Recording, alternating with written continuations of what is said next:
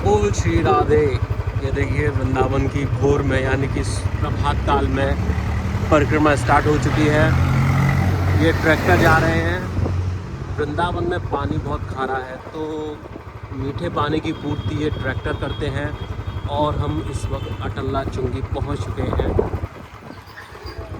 और ये दादी हैं जो बिना किसी रुकावट के रोड क्रॉस कर रही हैं। ये देखिए ये अटल्ला चुंगी है। ये टुक टुक टम्पू वाले खड़े हैं और अब हम अटल्ला चुंगी को क्रॉस कर चुके हैं। ये पुराना चना कुआ आश्रम है, मार्ग ट्रस्ट है।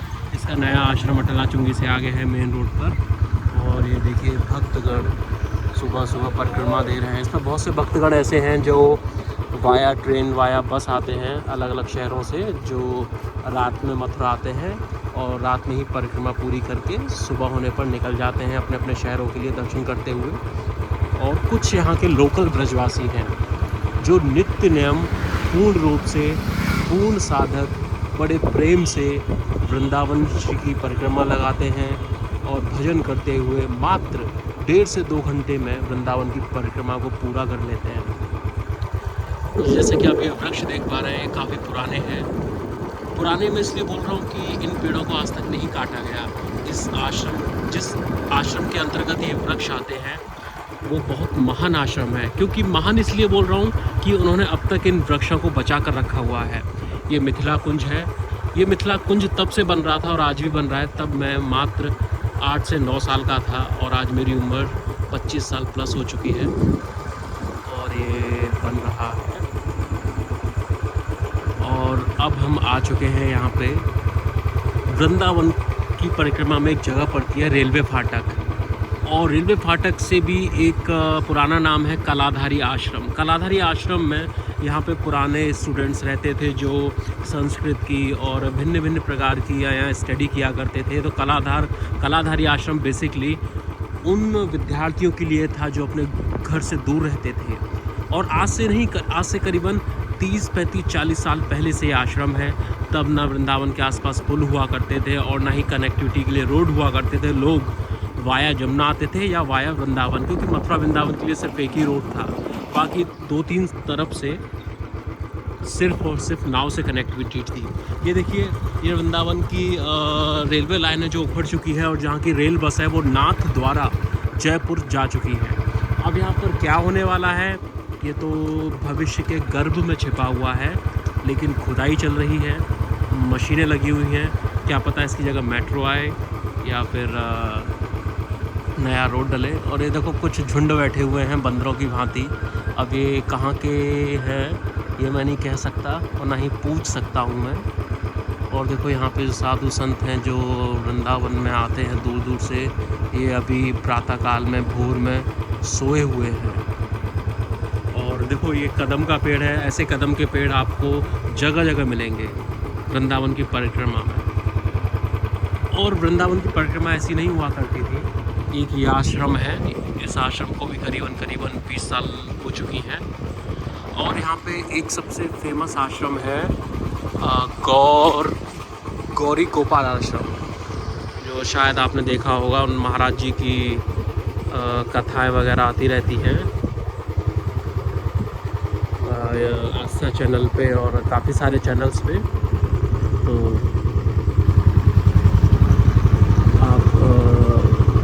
आप परिक्रमा में सबसे ज़्यादा बेर के वृक्ष देखेंगे।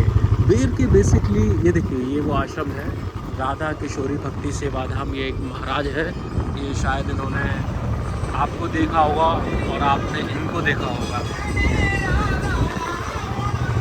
ठीक है। और यहाँ पे सुबह सुबह चाय की दुकानें खुल चुकी हैं और ये टमटम वाले भैया भी निकल चुके हैं अपनी ड्यूटी के लिए। और ये भी देखिए ये भक्तगण नंगे पैर कहीं ना कहीं के लिए निकल चुके हैं।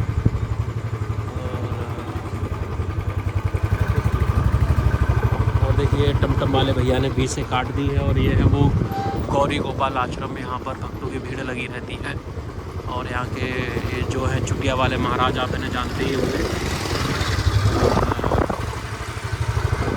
अब यहाँ पर ये मोड़ आ चुका है परिक्रमा का। आज से करीबन 10 से 15 साल पहले यहाँ कुछ भी नहीं हुआ करता था। आसपास वृक्ष थे और ये बिल्डिंगें इतनी सारी नहीं बनी थी। जब से यमुना एक्सप्रेस बना है तब से यहाँ पे बहुत सारी चीज़ें, बहुत सारी बिल्डिंग्स, बहुत सारे, बेसिकली मैं कहूँगा in the sense all over the centre की बात जो मैं बोलूँ, पहले वृंदावन था। वृंदावन का मतलब था कि वृंदावनेश्वरी का धाम है, राधा रानी का धाम है, बांके बिहारी का धाम है। यहाँ पे आसपास केले के और बेरियों के और अमरूद के बगीचे हुआ करते थे और साथ साथ फूलों के बगीचे हुआ करते थे, जिसमें ठाकुर जी के भोग के लिए जाते थे माली, उन फलों को मार्केट में बेचते थे। लेकिन आज सारे बगीचे लगभग मोर देन 90% काटे जा चुके हैं और कुछ नहीं बचा है और उन वनों को कट के ये बिल्डिंगें बन चुकी हैं। तो यानी कि वृंदावन एक एस्थेटिकली रूप में रहा ही नहीं। जो एक वृंदावन की जो खूबसूरती हुआ करती थी पेड़ों से, वृक्षों से, लता पताओं से, अब ये ईंटों का बन हो चुका है। बाहर के लोगों ने यहाँ पे आके इतना अतिक्रमण और यहाँ के कुछ लोगों ने और बाहर के लोगों ने आकर, मैं नाम नहीं लूँगा, इतना भूमिकरण, भूमाफिया टाइप से इतना कब्जा किया है बड़ी बड़ी भूमियों को। यहाँ पे जो खेत खलियान थे उनको रौंद दिया, जो यहाँ पे बागीचे थे उनको रौंद दिया। और इसी बात पे चलते चलते अब हम आ चुके हैं परिक्रमा के इस्कॉन वाले पड़ाव पे। ये भी ये छठीगरा रोड है और इस साइड देखिए इस्कॉन है और ये धानुका स्कूल है और ये पुलिस चौकी है इधर। और अब हम रमण रेती की तरफ प्रस्थान कर चुके हैं इस चौराहे को क्रॉस करके। तो यहाँ पर भी कुछ एक दो पुराने आश्रम हैं यहाँ पे, जैसे कि ये आश्रम देख पा रहे हैं। ये आश्रम लगभग 20 साल से ज़्यादा पुराना है। बाकी आप देख पा रहे हैं, बाकी तो सब नए आश्रम हैं। एक ये आश्रम है, ये जो आप बिल्डिंग देख पा रहे हैं ये भी बहुत पुराना आश्रम है और ये चिड़ुआ टाइप के इंसान है, देखो परिक्रमा दे रहे हैं। और ये बेसिकली ये जो एरिया है पर्टिकुलर इसका, यहाँ पे इस्कॉन के लोग बहुत ज़्यादा रहते हैं। इस्कॉन की आयात बहुत ज़्यादा है और अब हम पहुँच चुके हैं जिसे आम भाषा में बोलते हैं, ब्रज भाषा में बोलते हैं चूतर टेका, यानी कि रमण रेती। इसके बारे में बड़ी रोचक कहानी है। अब तो यहाँ पर आप देख रहे हैं कि सारी पक्की ज़मीनें हो चुकी हैं। मेरे बचपन में यहाँ पर बालू की एक काफ़ी सारी रेत हुआ करती थी, बहुत सारी रेत हुआ करती थी। लोग यहाँ पर रेस्ट करते थे और अपनी उंगली से अपने सपनों का घर बनाया करते थे कि भगवान हमें ऐसा घर दे। और ये भी देखिए आश्रम वगैरह सब नए बने होंगे, जितने भी आश्रम है। ये हॉस्पिटल इस्कॉन वाला होगा शायद। और जितनी मार्केट देख रहे हैं ये भी सारी नहीं है। यहाँ पे कुछ भी, यहाँ पर भी कुछ ऐसा नहीं हुआ करता था। बहुत साल पहले जंगल हुआ करता था, वही मालियों के बागीचे थे। और अब हम आ चुके हैं ये प्रेमानंद महाराज जी के आश्रम के आसपास। ये प्रेमानंद जी का आश्रम है, प्रेमानंद महाराज जी का। ये चाय की टपरी है इसके गली के अंदर। अब निकलने वाले हैं, निकल चुके हैं। ये तो बांके बिहारी ही जाने। इतने जब से ये आधुनिकीकरण का युग आया है, सबसे बड़ी जो गलत बात हुई हिंदुस्तान में वो ये हुई कि हमने विकास की दौड़ में विनाश को भी इनवाइट किया है। विकास की दौड़ में हमने विनाश को भी इनवाइट किया है। विनाश को ऐसे इनवाइट किया है कि यहाँ पे हमने पेड़ पौधों को बहुत नुकसान पहुँचाया है। और ये हितधाम है। हितधाम की सबसे अच्छी बात है कि यहाँ पे पेड़ पौधों को बचा कर रखा गया है। और ये है मदन टेर, ये राधा वल्लभ वालों का आश्रम है। इस वक्त जो अंधेरा देख रहे हैं ना, यहाँ पे इतनी सघन लता पताएं वृक्ष हैं और काफ़ी पुराने 300-400 साल पुराने वृक्ष हैं जो आज भी अपनी छाया और तरल रूप से, वरुण रूप से प्रदान कर रहे हैं। हालांकि इसकी बाउंड्री है, हर किसी को जाने की अनुमति नहीं है। और ये है श्री जी का बगीचा जो आप देख रहे हैं। इसमें फल फूलों के पेड़ हैं और इसके फूल श्री जी राधा रानी की सेवा में जाते हैं। और ये है इस्कॉन की गौशाला। ये इस्कॉन की गौशाला निकल चुकी है पीछे और ये उसी की बाउंड्री चल रही है। हालांकि इसके फ्रंट पे कुछ अलग घर बने हुए हैं और यहाँ से भी इस बाउंड्री से शुरू होती है इस्कॉन की गौशाला। इसमें लाइट है, इसमें भी हालांकि पेड़ वगैरह बहुत सारी चीज़ें हैं अभी भी। और ये उसका गेट है, ये देखिए। अभी इसी पड़ाव के साथ हम इस्कॉन की गौशाला को पार करने वाले हैं। इस्कॉन की गौशाला में गौ माता की बहुत अच्छे से फॉरनर्स द्वारा और इस्कॉन के फॉलोअर्स द्वारा बहुत ही अच्छे तरीके से, नायाब तरीके से, बड़े अनूठे तरीके से सेवा की जाती है गौ माता की। और जितना भी आसपास का विकास देख रहे हैं, ये सब चीज़ें नहीं थी पहले। तब वृंदावन की छाया बहुत अनोखी हुआ करती थी, बहुत ही मनमोहक, बहुत ही एक मनमोहक छवि थी कि आप वृंदावन में आप सुबह सुबह निकले तो अगरबत्ती, इत्र की इतनी खुशबू आती थी कि आपका अगर दिमाग किसी नकारात्मक विचार के रूप से घिरा हुआ है तो उसे सकारात्मक होने में ज़रा सा भी वक्त नहीं लगता था। हालांकि आपको मेरी गाड़ी की आवाज़ आ रही होगी, मैं बुलेट पे हूँ इस वक्त और ये वीडियो बुलेट से ही बना रहा हूँ due to some health reasons. ये है कालीद है, ये देखिए जहाँ कालियानाथ का जो भगवान श्री कृष्ण उसके फन पे खड़े होकर नाचे हैं, ये कालीद जगह पड़ती है। और कालीद को भी हम क्रॉस कर चुके हैं। तो यहाँ पे जितना आप देख रहे हैं ना वृक्षों के पीछे, ये घाट है। वृंदावन में बेसिकली 18 से 19 घाट हैं और ये घाट अतिक्रमण किए जा चुके हैं। देखिए कहीं कहीं पर घाट निकाले हैं गवर्नमेंट ने, ये घाट हैं आपको दिख रहे होंगे। तो ये घाटों का कुछ हिस्सा गवर्नमेंट ने निकाला है। यानी कि कहा जा सकता है कि पहले जिस जगह रोड पे हम जहाँ चल रहे हैं, इस जगह यमुना बहा करती थी और ये घाट थे। सेम हूबहू डिट्टो बिल्कुल काशी की तरह वृंदावन का लुक था, लेकिन यहाँ के लोगों ने अतिक्रमण करके उन घाटों को विलुप्त कर दिया। और ये है मदन मोहन जी का मंदिर, जिस मंदिर से सोने के कलश चोरी किए गए। ये देखिए, ये काफ़ी ऊंचाई पे है। इस मंदिर की कहानी मैं आपको किसी और दिन बड़े विस्तार पूर्वक और बड़े सुचारू रूप से बताऊंगा। आप फिलहाल दर्शन कीजिए। और इस मंदिर पे जो लुका छुपी है उसकी शूटिंग हो चुकी है। और इसी बात करते करते हम पहुंच चुके हैं बांके बिहारी मंदिर के एंट्रेंस में। तो बांके बिहारी के मंदिर के एंट्रेंस परिक्रमा से जो पड़ता है वो ये है। और यहाँ लिखा हुआ है, बाप रे बाप, प्रवेश वर्जित है। ये सिर्फ और सिर्फ निकास मार्ग है। पहले मेरे टाइम पे ऐसा हुआ करता था कि हम बांके बिहारी की जब यानी कि वृंदावन की परिक्रमा देते थे तो हम बांके बिहारी के लिए इधर से एंटर होते थे, इधर से एग्जिट होते थे। यानी कि कहा जाता है कि विदाउट बांके बिहारी के दर्शन के परिक्रमा अधूरी होती है और होती थी।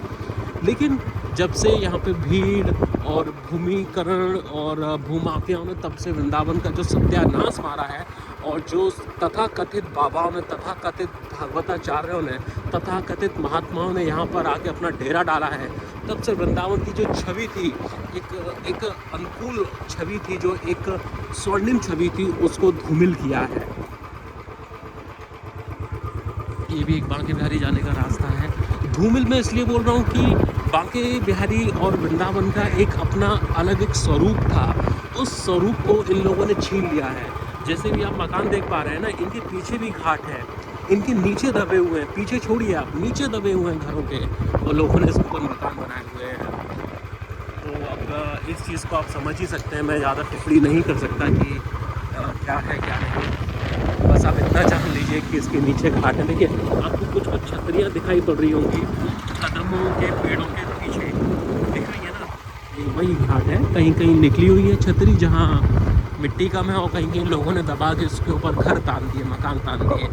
और इसी बीच हम पहुँच चुके हैं महाप्रभु जी की बैठक पर, और यहीं से यमुना किनारा शुरू हो जाता है, केसी घाट का नज़ारा शुरू हो जाता है। और ये देखिए मैं आपको महाप्रभु जी की बैठक भी दिखाता हूँ। और ये भी घाट है, ये भी किनारे हैं, ये भी दबाए हुए हैं लोगों ने। देखिए एक साइड पर घाट है और दूसरी घाट पर श्री जी यानी यमुना जी। और ये महाप्रभु जी की बैठक है वृंदावन में। ये देखिए अभी भोर का प्रातः काल का समय है और ये गोपीनाथ भवन है, ये अभी नया ही है। ये देखिए ये वृक्ष बहुत पुराना है, और यहाँ पे आप छतरियाँ देख पा रहे हैं ना, ये सब वही पुराने घाट बने हुए हैं। अब सोच कर इमेजिन कर देखिए कि वृंदावन बनारस जैसा दिखता होगा, तब एक ही साइड से शुरू होते घाट ही घाट और महल टाइप के छोटे छोटे आश्रम किले बने हुए थे, लेकिन आज सब विलुप्त के कागार पर हैं। धुआं ने कब्जा जमा लिया। ये देखिए, ये सब कुछ नहीं, बहुत सी जगह कब्जा जमाया हुआ है और आधे से ज़्यादा जगहों पे चीज़ों की देख रेख नहीं की गई। और हम बात करते करते पहुंच चुके हैं निधिवन की साइड।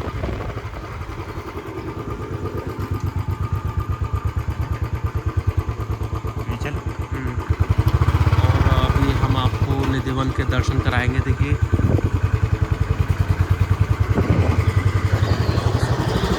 ये गली वृंदावन की, ये बहुत पुराने आश्रम हैं।